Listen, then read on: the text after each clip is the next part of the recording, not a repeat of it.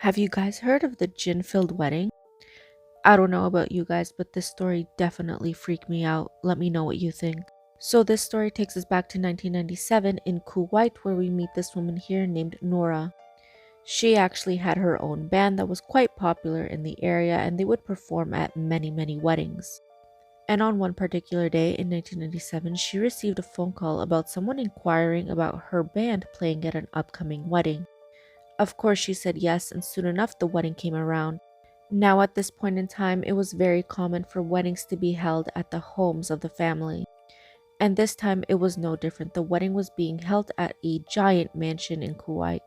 So Nora and her bandmates get to the house and they notice how beautifully decorated it was.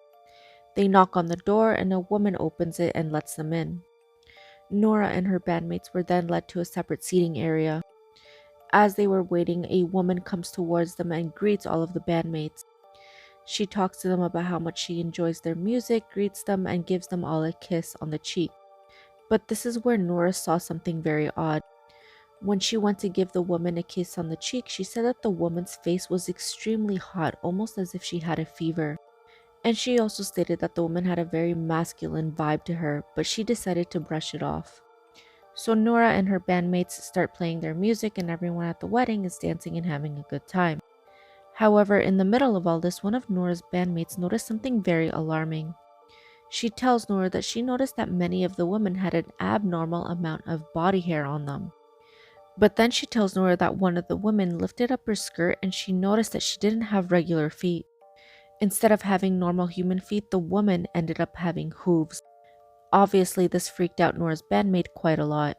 Nora tells her friend not to freak out and to continue playing because they didn't want to draw any unwanted attention towards them. A few minutes after that, Nora said the bride and groom finally entered the room. They were both then sat at this weird looking statue that had its mouth wide open. And just a few minutes after that, all of the lights completely went out inside the house. Nora and her bandmates took this as an opportunity to finally escape, and they just ran out of the house into the darkness of the night. At this point, it was now around 3 a.m. and the women thankfully ended up running into a man. He asks them what's wrong and they tell him that they were just playing at a wedding at that house behind them. The man was extremely confused, and so he asks the woman to point out the house. The women then point at a house that had been abandoned, and the man tells them that no one has lived there for over 10 years. And when the women looked back, the beautiful house that they had arrived to was no longer there. After that night, Nora and her band decided to retire.